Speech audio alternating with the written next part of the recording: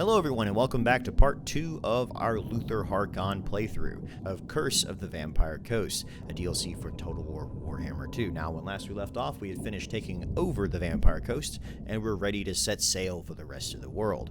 But no sooner had I finished taking over the province than an enemy fleet appeared, and it also happened to contain our first objective, the Star-Forged Harpoon. In the Eye of the Vortex campaign, your basic objective will be to get the Star-Forged Harpoon, collect the 4 sea shanties, summon the ancient Mereworm, and then harpoon it, because you're vampire pirates, and that's the sort of thing you get down with, I suppose.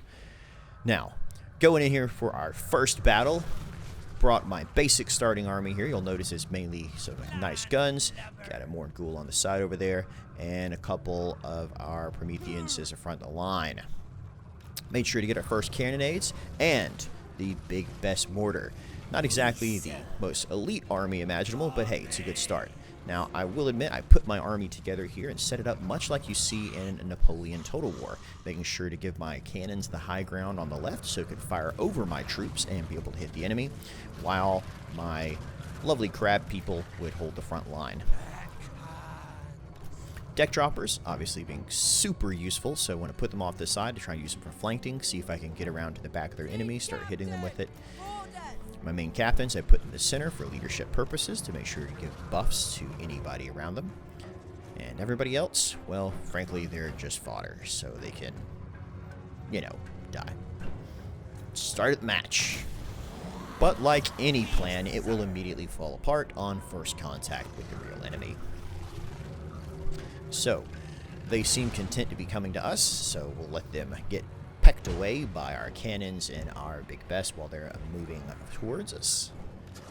Go ahead and start moving my deck droppers up into the trees, trying to stop this flanking cavalry on the right-hand side. But in general, they seem to be content to move right down the center, and I will let them come to me while my pistols do their work.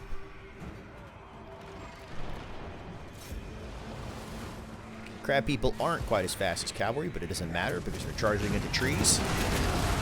Man alive, look at those cannons just ripping them to shreds.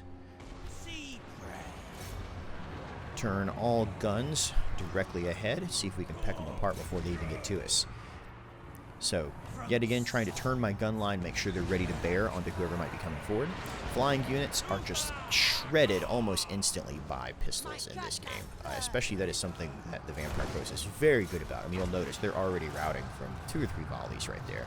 Especially with the extra powder perk, which allows their first shots to hit even harder. The Vampire Coast really does just knock the snot out of people. But you'll notice that our front line starts crumbling pretty quickly if we're not careful. They are very slow moving, so it's all about positioning those heavy tank crabs and then making sure to get gunpowder pouring into the enemy as fast as possible. Mongol hero just making short work of everybody around him there. We do have some enemy arrows coming in towards us, so we need to try and get some people around to take care of that before they pick apart our own guys. Checking my flank, making sure this cavalry didn't get around behind me. They thankfully had not.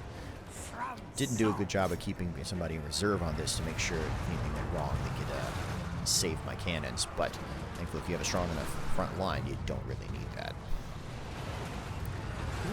Still bogged down in the trees over here. Let's go ahead and get our gunners in place so we can take out this right side, finish our flanking maneuver.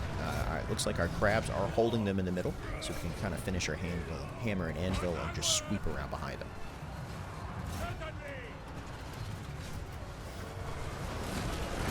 Goodness. Wanting to route, but just won't do it. Now these are scripted quest battles, so they are very unique. You don't see them anywhere else in the game, and they have certain events that will occur. All these quests are actually pretty fun, very unique challenges each time. You are required to fight them, you also can't auto-resolve your way through them, which I'll admit I do a lot. And just wasting everybody around him here. That's what I was talking about with those gun units, though. Actually, the Vampire Coast, I was surprised, plays very similar to Napoleon or Empire Total War, if you're rather either one of those games. It's a strong gun line with cannons to each side. It seems to work pretty well as far as strategies go. Get that gunnery mob in place and just start trying to finish up these spearmen who are holding our monsters in place over on the right. Now, obviously, you don't want to be fighting spearmen with a monstrous unit, especially if they have an anti-large bonus. But, hey, do what we have for right now. Now, you'll notice we have a line of sight issue. We got to get our pistoliers up over that hill so we can start laying some fire into the remainder of their army right there, trying to move them around so we can get that gun line pouring into their backs. So I pull my crab people back to make sure to readjust that line, and suddenly, boom! Look at him go. Just melting. Good night. In the center, got everybody moving forward. Now, it's funny because Harkon himself, though he will kill a number of people in this match, I just never feel his impact. Of the counts, I don't know. Definitely not my favorite so far. He's fun with personality as far as the different types of personality goes. He has multiple personalities in this game, so each time a new personality takes over, either has a buff the damage, a buff the range, a buff the use magic. It also comes from the downside of some sort. And part of your quest objective for him is you can actually re-put together his mind and make him sort of an amazing fighter all at once there. And this is where those deck droppers come in.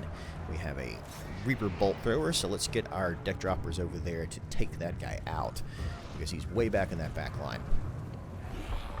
And just like that, it turns out it was unnecessary, because the entire army fled before me. Decisive victory, and considering, just not that bad. Taking a look at our in-game performance report, you'll notice that our crab people and our cannons are our two really big heavy hitters on this one, with our gun line just doing an insane amount of damage for themselves. And Harkon, as I said before, just not pulling the weight you would expect a legendary lord to. Decisive victory. Split the swag.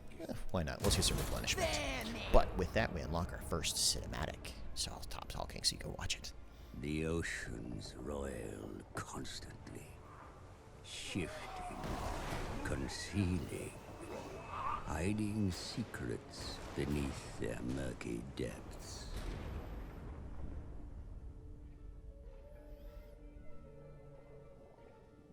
The living have no place in the dark deep of the sea. Only the dead can scavenge here. Wolfheart's ship. A vengeance left unfulfilled. But that was not all the captain left behind. Gotta love that art style. There it gleams amidst the carcass of the ship. A harpoon of tempered star metal. They really did The themselves. only weapon strong enough to pierce the heart of Amana. The harpoon is claimed, but the charms that made it so potent have been washed away. There is much to do before the weapon can be used against the beast. And just like that, we now start phase 2 of our campaign. We have the harpoon, but now we need the sea shanties, owned by the other pirate captains, to re-empower it. I love that art style. They brought it to the first Warhammer game. It's Photoshop elements that have been put together in After Effects and added a parallax, and it just looks so gorgeous. Really brings a lot of mood back to the game. So join us next time when we take it to the seas and then fight for that first sea shanty. Thanks for watching, and look for part 3 to drop later on this week.